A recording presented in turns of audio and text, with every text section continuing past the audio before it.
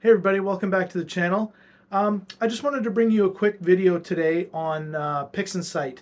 Not about processing. There's a million other videos with people that know PixInsight a lot better than me that you can watch. Lucomatico is one of them. Entering into Space is another one. Quiv the Lazy Geek, he's got some really good ones, just to name a few. But anyway, I'm doing a 45-day trial of PixInsight. I was recommended by a couple of friends to try it out, so that's what I did. Went online and looked at a few tutorials on how to work it, and I had to say it's really good compared. Well, I shouldn't say it's really good compared to Photoshop. They're two different programs, really. Photoshop is a all-in-one jack of all trades kind of photo editing program, whereas PixInsight is just strictly based for astrophotography. I have to say I'm really impressed with how it produces my old data, how I'm able to process it differently, and I have to say a little bit easier. I was kind of scared to try and do the Hubble palette in Photoshop. But with PixInsight, it's really easy. I'm surprised how easy it is. But anyway, I'm going to go to the computer here, and I'm going to show you some photos that I have reprocessed, old data that I've reprocessed in PixInsight. So, I hope you stick around. If you like the video and get any entertainment value or even knowledge value out of these videos, I'd appreciate, a thumbs up. I'd appreciate a subscribe, and a comment is always welcome. So let's go over to the computer here, and I'll show you what PixInsight can do. All right, everybody. On the computer here, and so what you're seeing here is the layout for PixInsight. All these things here along the side. Let me move my phone over here. So all these things here along the side, the right side, they're the commands that I use the most, or that I find that I use the most. And they can be found up here in Processes and All Processes, or you can find them in their categories. Like say for instance, let's see, background extraction. So right here. Automatic background extractions right here, but it's also right here. So, these are the ones that I use, that I find that I use the most. Okay, so anyways, I've been messing around with a bunch of my old data that I had taken from my old telescope, and when I got my newer telescope, the William Optics Z61. Anyways, as I was going through my data from my other telescope, seeing since PixInsight is so powerful, and it's strictly for astrophotography, I'm finding out how bad my data really was with my old telescope. It's not the telescope's fault. It's probably a mix of, me being new and getting into astrophotography with a big scope, with a very narrow field, not having the right camera for the size of the telescope, all that kind of stuff. But anyway, what I'm going to show you right now is pictures that I took with my wide field setup with my Z61. I'm totally this is amazing. Okay, so actually, you know what? I'm going to show you what some of the pictures look like before and what they look like after. So how about I do that? Okay, so what I'm going to do is I'm going to get the pictures set up, and then I'll be back. I'll put the pictures that I took before and processed before through Photoshop on the left-hand side of the screen, and on the right-hand side of the screen, just right here, here I'm pointing to the screen and you can't see my finger pointing at the screen. Well, you probably can, but I mean, you can't see where I'm pointing on the screen. But anyway, all the ones that I've done with PixInsight are all along the right side here. So what I'll do is I'll line up my previously edited ones along this side, and then I'll show you the edited ones with PixInsight on the right side. So I'll be right back. Okay, I'm back. All right, as you can see now, I got some pictures here on the left-hand side that I processed in Photoshop. And then on the right side, I have pictures that I have processed in PixInsight. Now you're going to notice that there's more pictures here than there is here for two reasons. I did starless versions in PixInsight. I did not do starless versions with Photoshop versions.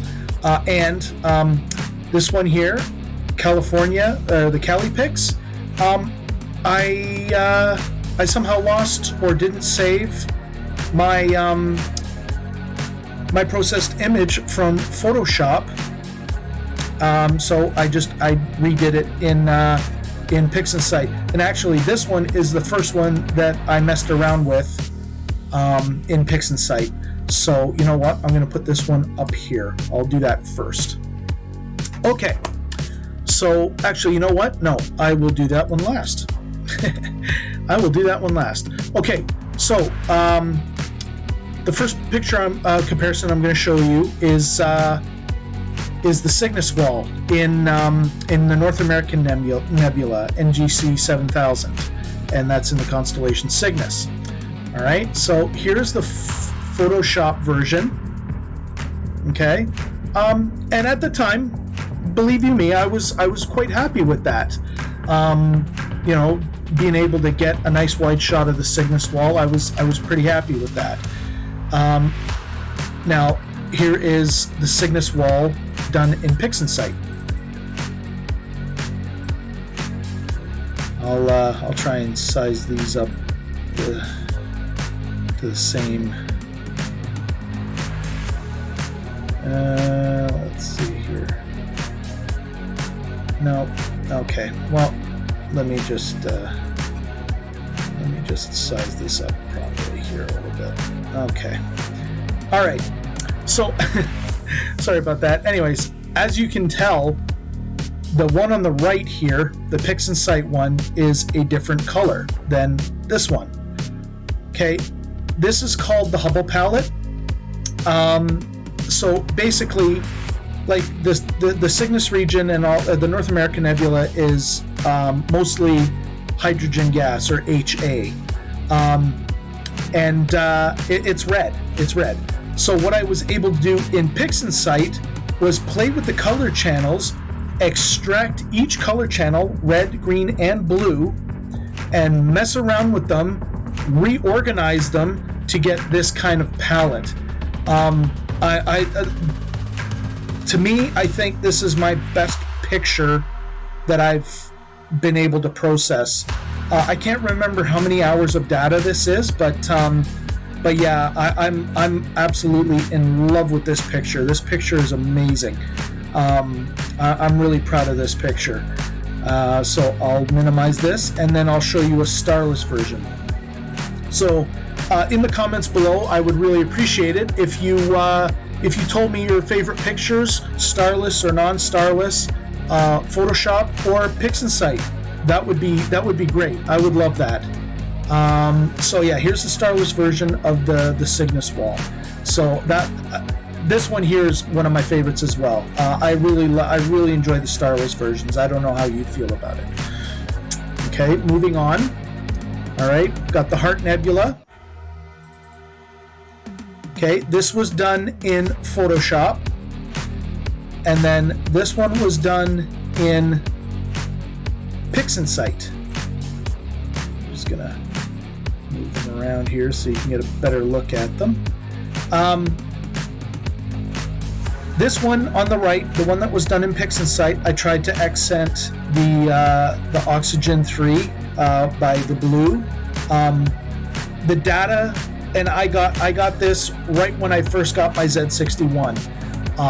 So this one here, I was just, it's not in perfect focus and all that. So there's not that much data. I think this is about 2 hours worth of data, 2.5 hours worth of data, something like that. But anyway, which one do you like better? You know, leave in the comments below. Okay, and I think I have a starless version, yeah. And there's a starless version of the one I just showed you. So yeah, I just did this one yesterday, so I was just playing around. I wanted to see how much blue I could get out of that. But let me know which one you think of that, which one you like better. Okay, and then the Eastern Veil. Here's that one. So this one was done in Photoshop. And then I just reorientated it, and I switched the colors up a little bit. Again, the integration time isn't much. I think this is about an hour and a half to 2 hours. But yeah, let me know what you think of this one in the comments below.